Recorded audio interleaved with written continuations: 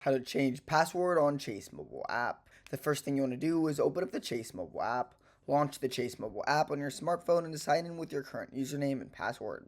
Then go to the menu. Once logged in, tap on the three horizontal lines, which is the hamburger menu, in the top left corner of the screen to open up the navigation menu.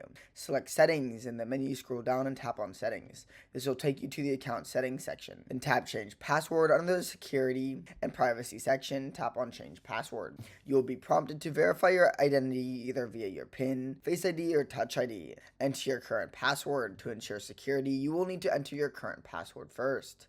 After that, you'll be able to create a new password. Create a new password. Enter your new password in the new password field. Your new password must meet Chase's security requirements. Re-enter the new password in the confirm password field to ensure accuracy. Then you'll need to save your changes and then log in with your new password. If this video helped you, make sure to subscribe, but for now, goodbye.